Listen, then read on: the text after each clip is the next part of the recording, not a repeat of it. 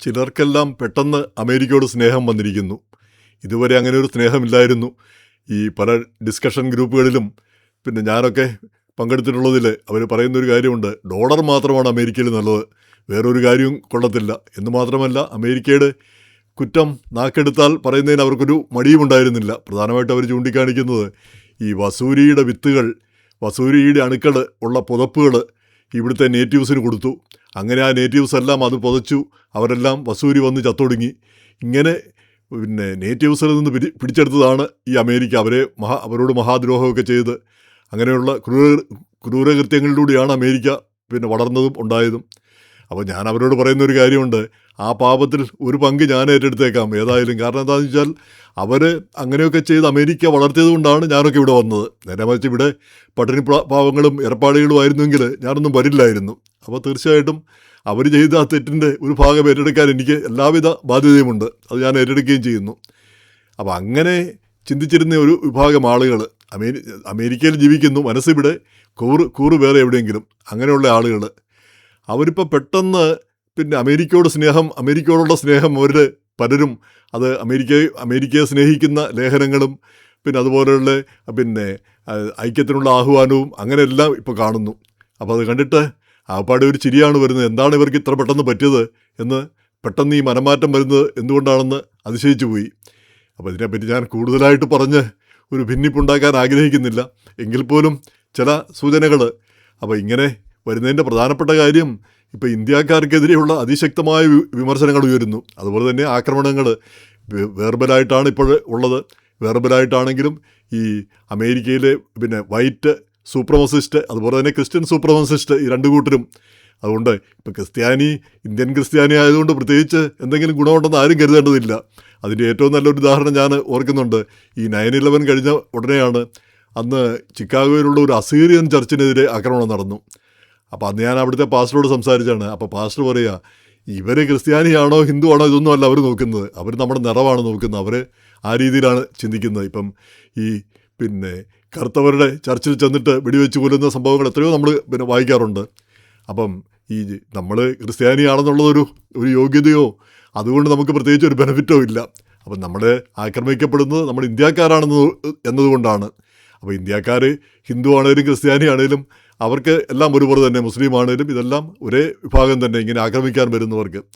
അപ്പോൾ അങ്ങനെ ആ റേസിസം, വർഗീയവാദം എല്ലാം കൂടിക്കൊണ്ടിരിക്കുന്നു. ആ സാഹചര്യത്തിലാണ് നമ്മുടെ സമൂഹത്തിൽ ഒരു റീതിങ്കിങ് വന്നിരിക്കുന്നത്. അപ്പം നമ്മുടെ സമൂഹത്തിൽ വിഭജനവും അതുപോലെ തന്നെ അമേരിക്ക വിരോധമൊക്കെ പിന്നെ ഏറ്റവും കൂടുതൽ പ്രചരിപ്പിക്കുന്ന ചില ആളുകൾ രംഗത്ത് വന്നത് കണ്ടപ്പോഴത്തേക്ക് അതിശയം തോന്നിപ്പോയി. ഇവരെ ആണ് ഈ രാജ്യത്തോട് പ്രതിബദ്ധതയില്ല. അതേസമയം തന്നെ ഇന്ത്യയിലെ കാര്യങ്ങളിൽ ഈ പ്രത്യേകിച്ച് ഈ പിന്നെ സംഘപരിവാർ ആ അജണ്ട, അത് ഇന്ത്യയിലെ ആ കാര്യങ്ങളെപ്പറ്റിയാണ് അവർ ശ്രദ്ധിക്കുന്നത്. ഇവിടുത്തെ കാര്യങ്ങളെപ്പറ്റി അവർക്ക് യാതൊരു താല്പര്യവുമില്ല. അങ്ങനെയുള്ള ആളുകൾ, അല്ലെങ്കിൽ അത് നമ്മുടെ കമ്മ്യൂണിറ്റിയെ പറ്റി പറയുമ്പോഴാണ്. അപ്പോൾ അങ്ങനെയുള്ള ആളുകളാണ് ഇപ്പോൾ പെട്ടെന്ന് ഒരു മനംമാറ്റം. അങ്ങനെയല്ല, നമ്മൾ ഇവിടുത്തെ കാര്യങ്ങൾ ശ്രദ്ധിക്കണം.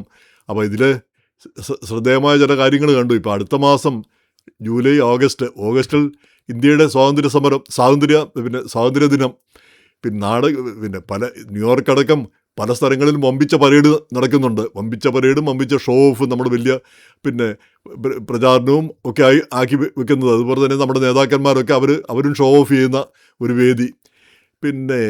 പക്ഷേ അടുത്ത മാസം, അതായത് ജൂലൈ 4 അമേരിക്കയുടെ 250-ാം സ്വാതന്ത്ര്യദിനം കൊണ്ടാടുന്നു. അത് 250 എന്നുള്ളതുകൊണ്ട് തന്നെ വളരെ പ്രധാനപ്പെട്ടതുമാണ്. പക്ഷേ നമ്മളെന്ത് ചെയ്യുന്നു ഇന്ത്യക്കാർ?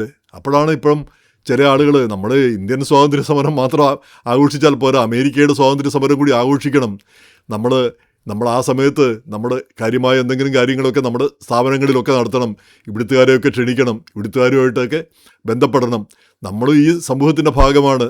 അതുകൊണ്ട് ഈ കമ്മ്യൂണിറ്റിയിലാണ് നമ്മൾ വളരുന്നത്. ആ രീതിയിലേക്ക് നമ്മുടെ ചിന്ത പോകണം എന്നുള്ള ആഹ്വാനം പല ഭാഗത്തുനിന്നും കണ്ടു.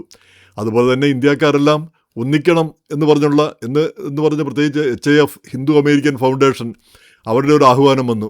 അതിനെതിരെ എൻ്റെ ഒരു സുഹൃത്തു കൂടിയായ രാജീവ് രാജഗോപാൽ ഒരു ലേഖനം എഴുതിയുണ്ടായി. അദ്ദേഹം പറഞ്ഞ്, ഇന്ത്യയിൽ നമ്മുടെ സമൂഹത്തിൽ ഈ വിഭജനം ഉണ്ടാക്കിയത് ആരാണ്? ഇവരൊക്കെ കൂടിയാണ് ഈ വിഭജനം ഉണ്ടാക്കിയത്. പിന്നെ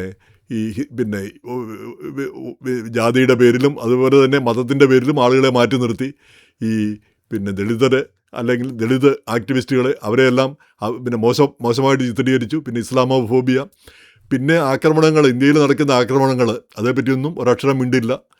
ഇങ്ങനെയുള്ള പല കാര്യങ്ങൾ ഇതിനെപ്പറ്റി കൂടുതൽ സംസാരിക്കാൻ ഉദ്ദേശിക്കുന്നില്ലാത്തതുകൊണ്ടാണ് ഞാൻ ഇതിനെപ്പറ്റി കൂടുതൽ വ്യക്തമായിട്ട് പറയാത്തത്. അപ്പോൾ അങ്ങനെയുള്ള കാര്യങ്ങൾ ഭിന്നത ഉണ്ടാക്കിയത് ഇവരൊക്കെ കൂടിയാണ്. എന്നിട്ട് ഇപ്പം നമ്മളെല്ലാം കൂടി ഒന്നിച്ച് നിൽക്കണമെന്ന് പറയുന്നു, ഏഷ്യക്കാരെല്ലാം കൂടി ഒന്നിച്ച് നിൽക്കണമെന്ന് പറയുന്നു. അപ്പോൾ അതിൽ അവരാ ഒരു മനംമാറ്റം ഉണ്ടായെങ്കിൽ നല്ലതാണ്. പക്ഷേ ആ മനംമാറ്റം ആത്മാർത്ഥമായിട്ടായിരിക്കണം. നമ്മൾ ഒന്നിച്ച് നിൽക്കുന്നതാണ് നമ്മൾക്ക് നല്ലത്. ഇപ്പം ഏഷ്യക്കാർ ഇപ്പം ഇന്ത്യക്കാർക്കെതിരെയാണ് ഇപ്പോൾ ആക്രമണമെങ്കിലും ഒരു സമയത്ത് ചൈനക്കാർക്കെതിരെയായിരുന്നു. പ്രത്യേകിച്ച് ആ കോവിഡ് കാലത്ത് ആ സമയത്ത് മുഴുവൻ ചൈനക്കാർക്കെതിരെയായിരുന്നു ആക്രമണം. കാരണം വുഹാനിൽ നിന്നാണ് ആ കോവിഡ് അണുബാധ ഉണ്ടാവുന്നത്, തുടക്കം കുറിക്കുന്നത്. ഇപ്പോഴത് മാറി, ഇപ്പോൾ ഇന്ത്യക്കാർക്ക് നേരെ തിരിഞ്ഞിരിക്കുന്നു. അപ്പോൾ ഇത് ഇങ്ങനെയുള്ള സാഹചര്യത്തിൽ നമ്മളെല്ലാം ഒന്നിച്ച് നിൽക്കണം എന്ന് ഒന്നിച്ച് നിൽക്കണം. തീർച്ചയായിട്ടും ഒന്നിച്ച് നിന്നാലേ എന്തെങ്കിലും ഗുണമുള്ളൂ. പ്രത്യേകിച്ച് നമ്മൾ കഴിഞ്ഞ ദിവസം ഞാനൊരു വീഡിയോ ചെയ്ത് പലരും കണ്ടു കാണും. പലരും ഈ മിഡ് ടൈം ഇലക്ഷൻ കഴിഞ്ഞാൽ ഒരുപാട് പേരെ പുറത്താക്കാനുള്ള നീക്കങ്ങളൊക്കെ നടക്കുന്നുണ്ട്. സത്യമാണോ ഇല്ലയോ എന്ന് അറിഞ്ഞുകൂടാ. പക്ഷെ എന്നാലും അങ്ങനെയുള്ള കാര്യങ്ങൾ പോലും ചിന്തിക്കുന്നു. അപ്പോൾ ഇതിൽ ഏറ്റവും രസകരമായ വസ്തുത, ഇപ്പോൾ ഈ നമ്മളൊന്നിച്ച് നിൽക്കണമെന്നും ഇപ്പോഴത്തെ ഈ ഭരണകൂടം ചെയ്യുന്നത് ശരിയല്ല എന്നും പ്രത്യേകിച്ച് ഇന്ത്യയുമായിട്ടുള്ള ബന്ധങ്ങളെല്ലാം വഷളായിരിക്കുന്നു. ഇന്ത്യയെ പിന്നെ കൊച്ചാക്കി കാണിക്കുന്നു. നേരെ മറിച്ച് പാകിസ്ഥാനെ പൊക്കി കാണിക്കുന്നു. അവർ അത് മുതലെടുക്കുകയും ചെയ്യുന്നു. അതുപോലെ തന്നെ ഇന്ത്യൻ അമേരിക്കൻ കമ്മ്യൂണിറ്റി താഴോട്ട് പോകുന്നു. നമുക്കെതിരെയുള്ള ആക്രമണങ്ങൾ പല രീതിയിൽ ടെക്സസിലെ ഫ്രിസ്കോയിലും മറ്റും അവിടെ നിന്ന് നമ്മൾ കണ്ടുകൊണ്ടിരിക്കുകയാണ്. നമുക്കെതിരെയുള്ള ഇന്ത്യൻ കമ്മ്യൂണിറ്റിക്കെതിരെയുള്ള ശക്തമായ ആക്രമണങ്ങൾ വെർബലാണെന്നുള്ളത് മാത്രമേ ഉള്ളൂ. H1 വിസ, ഇതെല്ലാം നമ്മളെന്തോ തട്ടിപ്പോ വെട്ടിപ്പോ ഒക്കെ നടത്തുന്നതാണ് എല്ലാ കാര്യങ്ങളും. കുറച്ചൊക്കെ തട്ടിപ്പുകളുണ്ടെന്നുള്ളത് നേര് തന്നെ. അതിൽ നമ്മൾ വിദഗ്ധരാണല്ലോ ഇന്ത്യക്കാർ എന്ന് കരുതി എല്ലാ കാര്യത്തിനും എല്ലാവരും തട്ടിപ്പാണോ നടത്തുന്നത്? എല്ലാവരും വന്ന് പ്രശ്നങ്ങൾ ഉണ്ടാക്കുന്നവരാണോ? നമ്മൾ പൊതുവിൽ ഒരു മര്യാദക്കാരുടെ കമ്മ്യൂണിറ്റിയാണ്. ഒരു വിഭാഗം ആളുകൾ മാത്രമാണ് ഈ സാമ്പത്തിക തട്ടിപ്പ്. അല്ലാത്ത തട്ടിപ്പുകളും അല്ലാത്ത പ്രശ്നങ്ങളും ഒക്കെ വളരെ കുറവാണ് നമ്മുടെ കമ്മ്യൂണിറ്റിയിൽ, ഇന്ത്യക്കാർക്കിടയിൽ. സാമ്പത്തിക തട്ടിപ്പ് അത് ആ രക്തത്തിൽ അലിഞ്ഞിട്ടുള്ളതാണെന്ന് തോന്നുന്നു.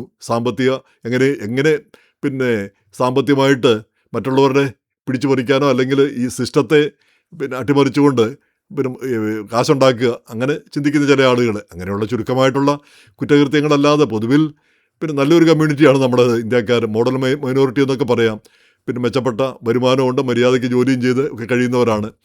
അതേസമയം തന്നെ നമ്മൾ ഈ ഷോ ഓഫ് ചെയ്യുന്നു പല കാര്യങ്ങളും. വലിയ പരേഡുകൾ നടത്തുന്നു, വലിയ ബിൽഡിങ്ങുകൾ, വലിയ കാറുകൾ. ഇതൊക്കെ ആളുകൾക്ക് നമ്മളോടുള്ള എതിർപ്പ്, നമ്മളോടുള്ള അസൂയ വളർത്തുന്നു. അപ്പോഴാണ് നമ്മളോടുള്ള ദേഷ്യം കൂടുന്നത്.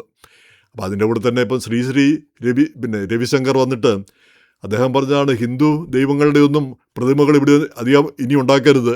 ആ പ്രതിമകളൊക്കെ ഉണ്ടാക്കുന്നത് അത് സ്റ്റാച്യു ഓഫ് ലിബർട്ടിയേക്കാൾ വലുതാണെന്ന് ബോസ്റ്റ് ചെയ്യുകയും ചെയ്യുക, പൊങ്ങച്ചം പറയുകയും ചെയ്യുക. അതൊക്കെ കാണുമ്പോൾ മറ്റുള്ളവർക്ക് ഇവിടുത്തുകാർ അസൂയപ്പെടാൻ അവരെ നമുക്ക് നേരെ തിരിക്കാനായിട്ടുള്ള ഏറ്റവും നല്ല കാര്യങ്ങളാണത്. ടെമ്പിള്, കൂടുതലായിട്ട് ടെമ്പിളുകൾ, ഇതെല്ലാം ഉണ്ടാക്കിയിട്ട് മറ്റുള്ളവർക്ക് നമ്മളോട് അമർഷം തോന്നുക. അപ്പോൾ അതിനുള്ള അവസരം കൊടുക്കരുതെന്നാണ് അദ്ദേഹം പറഞ്ഞത്. അപ്പോൾ അതിൻ്റെ കൂടെയാണ് നമ്മൾ ഇന്ത്യ ഡേ പരേഡൊക്കെ വളരെ കാര്യമായിട്ട് നടത്തുകയും വലിയ ആഘോഷമായിട്ടൊക്കെ നടത്തുകയും ചെയ്യുന്നു. ഒരു കൊറിയൻ ഡേ പരേഡ് കണ്ടിട്ടുണ്ടോ? അല്ലെങ്കിൽ ഒരു ചൈനീസ് ഡേ പരേഡ്, അല്ലെങ്കിൽ അതുപോലുള്ള എത്ര പരേഡുകൾ നമ്മൾ കാണാറുണ്ട്. ഇപ്പം പോർട്ടോറിക്കൻ പരേഡുണ്ട്, അല്ലെ ഈ ഐറിഷ് ഡേ പരേഡുണ്ട്. അങ്ങനെയൊക്കെയുള്ള പരേഡുകൾ. ഇപ്പോൾ പരേഡ് മോശമാണെന്നല്ല, പക്ഷേ നമ്മുടെ ഷോ ഓഫ് മാത്രമാവരുത്. ഈ കമ്മ്യൂണിറ്റിയിൽ അലിഞ്ഞു ചേരാനുള്ളവരാണ് നമ്മൾ.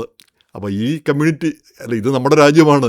ഈ രാജ്യത്ത് നമ്മൾ അന്യരായിട്ട് മാറി നിൽക്കുന്നതിൽ അർത്ഥമില്ല. ഈ രാജ്യത്ത് അലിഞ്ഞു ചേരുക എന്നുള്ളതാണ് നമ്മുടെ ഡെസ്റ്റിനി. ആ ഡെസ്റ്റിനി അതാണ് നമ്മൾ തിരഞ്ഞെടുത്തത്. അപ്പോൾ അതിൽ നിന്ന് മാറി നിന്നിട്ട് കാര്യമില്ല. അപ്പോൾ നമ്മൾ ഓരോ കാര്യങ്ങൾ പറഞ്ഞ് നമ്മുടെ സമൂഹത്തിൽ ഭിന്നത ഉണ്ടാക്കുന്നതിൽ അർത്ഥമില്ല. ഇപ്പോൾ രാജുപോലൊക്കെ പറഞ്ഞതും അതൊക്കെ തന്നെയാണ്. എന്തായാലും ഈ കാര്യത്തെപ്പറ്റി നമ്മുടെ കമ്മ്യൂണിറ്റി ഒന്ന് ചിന്തിക്കേണ്ടതാണ്. നമ്മുടെ ഭാഗത്ത് എന്തെല്ലാം തെറ്റുണ്ട്, അതോ നമ്മുടെ ഭാഗത്ത് ഒരു തെറ്റുമില്ലയോ? നമ്മൾ മറ്റുള്ളവരുമായിട്ടുള്ളൊരു ബന്ധം സ്ഥാപിക്കുന്നുണ്ടോ? നമ്മൾ മാറി നിൽക്കുക, ഇന്ത്യക്കാർ ഞങ്ങൾ വേറെ ആളുകളാണ്, ഞങ്ങൾ ഇവിടുത്തുകാരല്ല, ഞങ്ങൾക്കിതുമായിട്ടൊന്നും ഒരു ബന്ധവുമില്ല, ആ രീതിയിൽ മാറി നിൽക്കുകയാണോ നമ്മൾ ചെയ്യുന്നത്? അതോ ഈ സമൂഹത്തിൻ്റെ ഭാഗമാകാനാണോ നമ്മൾ ശ്രമിക്കുന്നത്? അപ്പം നമ്മുടെ കമ്മ്യൂണിറ്റി തന്നെ ഇപ്പം ഞാൻ ഓർക്കുന്നുണ്ട്, ഗാവിൻ ന്യൂസം ഈ കാലിഫോർണിയയിൽ കാസ്റ്റ് സിസ്റ്റം, അത് ജാതിയുടെ പേരിൽ ആരെയെങ്കിലും വിവേചനം ചെയ്താൽ അതിനെതിരെ ശിക്ഷാ നടപടി എടുക്കുമെന്നും പറഞ്ഞ് അതിനൊരു നിയമം കൊണ്ടുവന്നിട്ട്, അപ്പോൾ അന്ന് അത് ഗവർണർ അത് വീറ്റോ ചെയ്തു. അപ്പം പിന്നീട് ഒരു സംഘടനാ നേതാവ് പറഞ്ഞത്, ഞങ്ങൾ അദ്ദേഹത്തോട് പറഞ്ഞു, നിങ്ങൾക്ക് പ്രസിഡൻ്റ് ആവണമെന്നുണ്ടെങ്കിൽ ഈ ബില്ല് വീറ്റോ ചെയ്യണം, അല്ലെങ്കിൽ നിങ്ങൾ പ്രസിഡൻ്റ് ആകാൻ പോകുന്നില്ല എന്ന് അങ്ങനെ ഭീഷണിപ്പെടുത്തിയെന്ന്. അപ്പോൾ ആ രീതിയിലൊക്കെയാണ് ചിന്തിക്കുന്നത്. ആ രീതിയിലുള്ള പിന്നെ നമ്മുടെ താല്പര്യങ്ങൾ മാത്രം, ഈ രാജ്യത്തിൻ്റെ താല്പര്യങ്ങളോ ഒന്നും അല്ല ചിന്തിക്കുന്നത് എന്നുള്ള രീതിയിൽ വരുമ്പോൾ നമ്മൾ ഈ മോരും മുതിരയും പോലെയായി നിൽക്കുകയല്ല വേണ്ടത്. നമ്മളും ഈ സമൂഹത്തിൻ്റെ ഭാഗമാണ്, ഈ രാജ്യത്തിൻ്റെ ഭാഗമാണ്. അതാണ് പ്രധാനപ്പെട്ട കാര്യം. ഇപ്പോഴെങ്കിലും ഒരു തിരിച്ചറിവ് വന്നുകൊണ്ടിരിക്കുന്നു. അത് നമ്മൾ ശക്തിപ്പെടുത്തണം, അത് കൂടുതലായിട്ട് വരണം എന്ന് മാത്രമല്ല നമ്മൾ ആ ഐക്യം. ഇപ്പം ഹിന്ദുവിനൊരു ആനുകൂല്യം കിട്ടിയാൽ, ഇപ്പം ദീപാവലി പിന്നെ അവധി ദിവസമാക്കാൻ നമ്മളെല്ലാവരും ആഗ്രഹിക്കുന്നു. എന്തുകൊണ്ടാണ്? കാരണം അത് ഹിന്ദുവിന് കിട്ടുന്നതല്ല, അത് ഇന്ത്യക്കാർക്ക് കിട്ടുന്നതാണ്. ഇനി മുസ്ലിമിനെ തല്ലുമ്പോൾ നമുക്കും വേദനിക്കുന്നു, കാരണം അവൻ ഇന്ത്യക്കാരനാണ് ഇന്ത്യൻ മുസ്ലിമിനെ തല്ലുമ്പോൾ. അപ്പം നമ്മളെ സംബന്ധിച്ചിടത്തോളം ആ വ്യത്യാസം, പിന്നെ ഈ ഹിന്ദുവാണോ മുസ്ലിമാണോ അല്ലെങ്കിൽ പിന്നെ താണജാതിക്കാരനാണോ, ഇതെല്ലാം നമ്മളെ സംബന്ധിക്കുന്ന പ്രധാനപ്പെട്ട പ്രശ്നം. നമ്മൾ ഇന്ത്യക്കാരനാണോ, നമ്മളെല്ലാം ഒന്നാണെന്നുള്ള ആ ഒരു ചിന്താഗതി. അപ്പോൾ ആ ഭിന്നത ഉണ്ടാക്കുന്ന ആ ചിന്തകളിൽ നിന്നൊരു മാറ്റം വരുന്നത് എന്തുകൊണ്ടും നല്ലതാണ്. അമേരിക്ക നമ്മുടെ രാജ്യമാണ്. അപ്പോൾ പിന്നെ ആ രാജ്യത്തിൻ്റെ ഭാഗമാണ് നമ്മളും. അത് അനുസരിച്ച് വേണം നമ്മുടെ മുന്നോട്ടുള്ള പ്രവർത്തനങ്ങൾ. ഒരു പുനർവിചിന്തനം നമുക്കുണ്ടാവുന്നത് നല്ല കാര്യം തന്നെ.